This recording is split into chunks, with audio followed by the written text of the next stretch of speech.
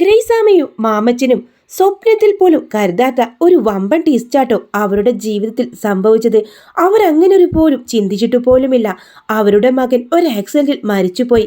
അവൻ പ്രണയിച്ച പെൺകുട്ടിയുമായിട്ട് അവൻ്റെ വിവാഹം നിശ്ചയിച്ച ആ ഒരു സമയത്താണ് ആ ആക്സിഡന്റ് സംഭവിക്കുകയും അവൻ മരിക്കുകയും ചെയ്യുന്നത്. പിന്നെ അവളെക്കുറിച്ച് ആരും തന്നെ അന്വേഷിച്ചു പോയിട്ടില്ല.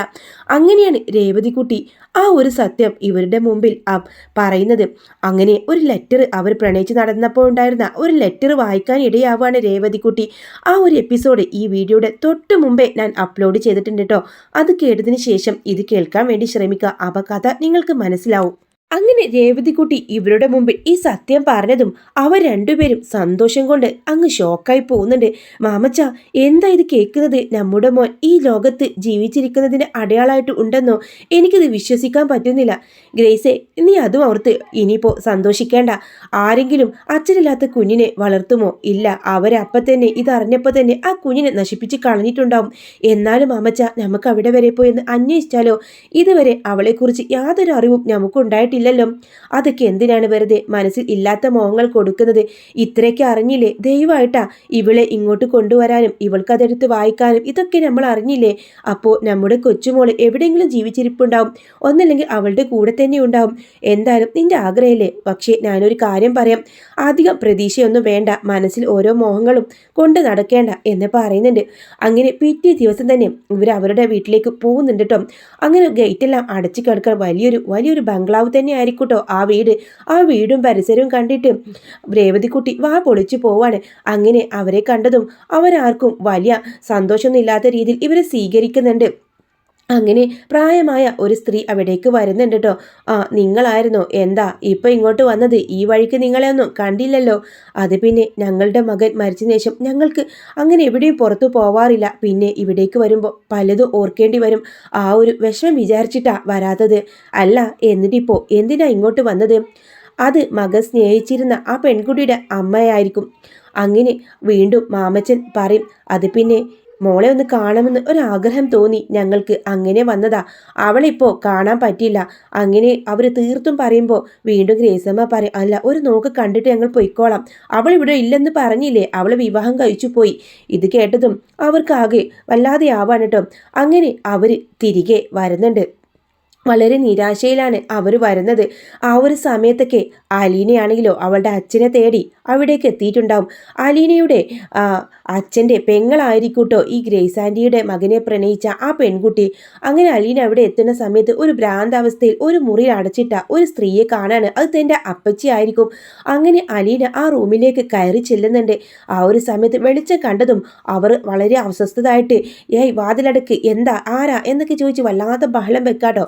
അപ്പോൾ അലീന കയ്യിൽ ചെന്ന് പിടിക്കുന്നുണ്ട് സ്നേഹത്തോടെ. ആ തലോടൽ കാണുമ്പോൾ തന്നെ അവർ ആ ഭ്രാന്താവസ്ഥയിലായ ആ സ്ത്രീ ഇങ്ങനെ പെട്ടെന്ന് അടങ്ങി പോകുന്നുണ്ട്.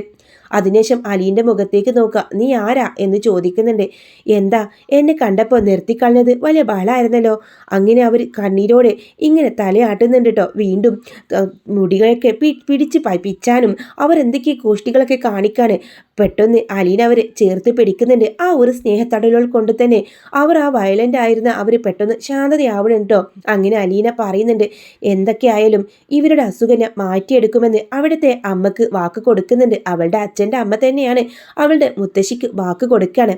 അങ്ങനെ പതിയെ അവരുടെ അസുഖം മാറ്റിയെടുക്കുന്നുണ്ട്. എന്തൊക്കെയോ അപ്പച്ചിയുടെ ജീവിതത്തിൽ സംഭവിച്ചിട്ടുണ്ടെന്ന കാര്യം അലീനക്ക് ബോധമാവാണ് കേട്ടോ. ആ സമയത്താണ് രേവതിക്കുട്ടി അവളെ വിളിക്കുന്നത്. അങ്ങനെ തൻ്റെ വീട്ടിൽ ഗ്രേസാമ്മയുടെയും മാമച്ചൻ്റെയും കാര്യങ്ങളൊക്കെ അവൾ പറയുന്നുണ്ട്. ഇത് വലിയ കഷ്ടമായല്ലോ മോളെ, എന്താ പറ്റിയതെന്ന് അറിയില്ല. അവരുടെ മകന് പ്രണയിച്ച പെൺകുട്ടി ഉണ്ടായിരുന്നു. പക്ഷെ ഞങ്ങൾ ആ വീട്ടിൽ പോയിട്ടും അവർ കാണാൻ വേണ്ടി സമ്മതിച്ചില്ല ചേച്ചി. പക്ഷെ ആ ചേച്ചി അവിടെ ഉണ്ടെന്ന കാര്യം ഉറപ്പാണ്. ആ ചേച്ചി ആ കുഞ്ഞിനെ പ്രസവിച്ചെങ്കിൽ ഇവർക്ക് ഒരു താങ്ങും തണലും ആയേനെ. ഇവർക്ക് മക്കളില്ല, ആകെയുള്ള ഒരു മകൻ മരിച്ചുപോയി. ആ മകൻ ജീവിച്ചിരിക്കുന്നതിൻ്റെ തെളിവാണല്ലോ. ആ കുഞ്ഞിനെ കുറിച്ച് എന്തെങ്കിലും അറിവ് കിട്ടിയിരുന്നെങ്കിൽ, ഇനിയിപ്പോൾ ആ കുഞ്ഞിനെ അബോർഷൻ ചെയ്തോ ഇല്ലേ ഒന്നും അറിയില്ല, എന്തെങ്കിലുമൊക്കെ ഒരു വിവരം കിട്ടിയെങ്കിൽ ഇവർക്കത് വലിയ ആശ്വാസമാവേനെ. ഇതെല്ലാം അറിഞ്ഞും ചെയ്തു ഇപ്പം അവർ വളരെ പ്രയാസത്തിലാണെന്നൊക്കെ രേവതിക്കുട്ടി പറയാണ്. അല്ല, അവരുടെ വീട് എവിടെയാ എന്ന് ചോദിക്കുമ്പോൾ രേവതിക്കുട്ടി ആ വീടും സ്ഥലവും പറഞ്ഞു കൊടുക്കുമ്പോഴാണ് അലീനയ്ക്ക് കാര്യം മനസ്സിലാകുന്നത്. എടി മോളെ, ഞാനിപ്പോൾ ആ സ്ഥലത്താണുള്ളത്. അങ്ങനെ ഏകദേശം അലീനയ്ക്കും രേവതിക്കും മനസ്സിലാവാണ് കാര്യങ്ങളൊക്കെ കേട്ടോ. അപ്പോൾ ഭ്രാന്താവസ്ഥയിൽ നിൽക്കുന്ന തൻ്റെ അപ്പച്ചി ഗ്രീസാമ്മ ആൻറ്റിയുടെ മകനെ പ്രണയിച്ചവളാണെന്ന കാര്യം അലീനയ്ക്ക് മനസ്സിലാകുന്നുണ്ട്.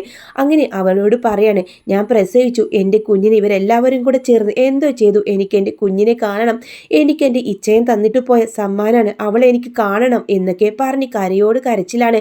ആ സമയത്ത് അലീന ഇങ്ങനെ ആശ്വസിപ്പിക്കും. എന്തൊക്കെയായാലും ആൻറ്റിയുടെ കുഞ്ഞിനെ ഞാൻ കണ്ടുപിടിച്ച് തരും, ആൻറ്റി വിഷമിക്കേണ്ട എന്ന് പറഞ്ഞ് കരയുന്നുണ്ട് കേട്ടോ. അങ്ങനെ ആ ഒരു സമയത്തെല്ലാം അവിടുത്തെ അന്വേഷണം കേട്ടോ അലീന. ആ അപ്പച്ചിയുടെ കുഞ്ഞിന് എന്ത് സംഭവിച്ചു, പ്രസവിച്ച ഉടനെ ഏതോ ഒരു അനാഥാലയത്തിൽ ചേർത്തെന്ന് അവിടുത്തെ മുത്തശ്ശൻ പറയുന്നുണ്ട്. ഏത് അനാഥത്തിലാണ് നിങ്ങൾ ചേർത്തത്? നിങ്ങളുടെ മകളുടെ ഭ്രാന്ത് മാനസികാവസ്ഥ മാറണമെങ്കിൽ ആ കുഞ്ഞ് ഒന്നെങ്കിൽ അടുത്ത് വരണം, അല്ലെങ്കിൽ ഒരിക്കലും അവരിങ്ങനെ ജീവിച്ചിട്ട് നിങ്ങൾക്ക് എന്ത് നേട്ടാനാണ് കിട്ടാൻ പോകുന്നത്? ഇങ്ങനെ അഭിമാനം നോക്കിയിട്ട് ഒരു കുഞ്ഞു ജീവനല്ലേ നിങ്ങളൊക്കെ കൂടെ ഇല്ലാതാക്കിയത്. അങ്ങനെ ഒടുവിൽ അലീനയോട് പറയാണ്, അത് കഴക്കൂട്ടത്തുള്ള ഒരു സ്നേഹനികേതനം എന്ന ഒരു ഓർഫനേജിലാണ് ആ കുഞ്ഞിനെ ഉപേക്ഷിച്ചത്. 3 വർഷം മുന്നെയാണ് ആ കുഞ്ഞിനെ ഉപേക്ഷിച്ചത് എന്ന് പറയുന്നുണ്ട്. അങ്ങനെ ഡേറ്റും കാര്യങ്ങളൊക്കെ നോക്കുന്നുണ്ട് കേട്ടോ അലീന. അപ്പോൾ തന്നെ ആ ഒരു കോൺവെന്റിലേക്ക് വിളിക്കുന്നുണ്ട്. അവരുടെ ആ കന്യാസ്ത്രീകളൊക്കെ ഉണ്ടല്ലോ, അവരൊക്കെ വിളിച്ച് അന്വേഷിക്കുമ്പോൾ ആ ഡേറ്റിൽ വന്ന കുഞ്ഞ് ചിന്നുമോളാണെന്ന സത്യം മനസ്സിലാക്കാണ്. ഈ സന്തോഷ വാർത്തയായിട്ട് രേവതിക്കുട്ടിയുടെ വീട്ടിലേക്ക് പോകുന്നുണ്ട് ഗ്രേസാമ്മയൊക്കെ കാണുന്നുണ്ട് അലീന.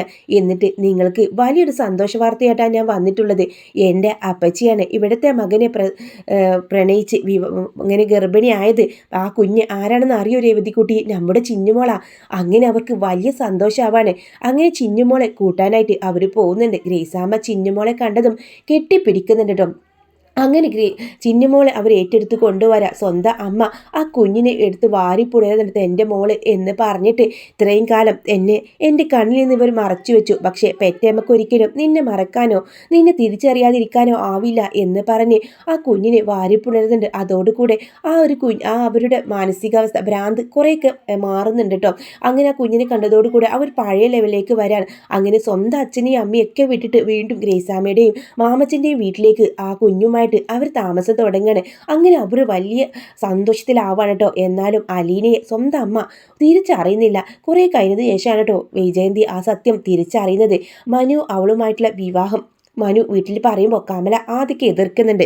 നിനക്കെന്താ ഒരു അനാഥ പെണ്ണിനെ വിവാഹം കഴിക്കണോ? ആ സമയത്താണ് അവൾ അനാഥയല്ലെന്നും ഈ കുടുംബത്തിലുള്ളതാണെന്നും പറയുമ്പോൾ എല്ലാവരും നെട്ടിപ്പോകുന്നത്. അതിനു മുമ്പേ ബാലചന്ദ്രൻ ആ ബോംബങ്ങ് പൊട്ടിക്കുന്നുണ്ട് കേട്ടോ. ഇതൊക്കെ തന്നെയാണ് കേട്ടോ ഏറെക്കുറെ അതിൽ വരാൻ പോകുന്ന നോവൽ വായിച്ച ഒരു പരിചയത്തിലാട്ടോ ഞാൻ പറഞ്ഞത്. ഞാനൊരു 7ാം ക്ലാസ്സിലൊക്കെ പഠിക്കുന്ന സമയത്താണ് ഈ നോവലൊക്കെ ഉണ്ടായിരുന്നത്. അപ്പോൾ അതിൻ്റെ ഒരു ഓർമ്മ വെച്ച് തന്നെയാണ് ഈ കഥ ഞാൻ പറഞ്ഞിട്ടുള്ളത്. ചെറിയൊക്കെ ചേഞ്ചസ് ചിലപ്പം സീരിയലാണല്ലോ, അപ്പോൾ അങ്ങോട്ടും ഇങ്ങോട്ടൊക്കെ വരാൻ ചാൻസ് ഉണ്ട്. അപ്പോൾ ആ മിസ്റ്റേക്കൊക്കെ എല്ലാവരും ക്ഷമിക്കുക. വീഡിയോ ഇഷ്ടമാണെങ്കിൽ ലൈക്ക് ചെയ്യുക, ചാനൽ സബ്സ്ക്രൈബ് സപ്പോർട്ട് ചെയ്യണേ.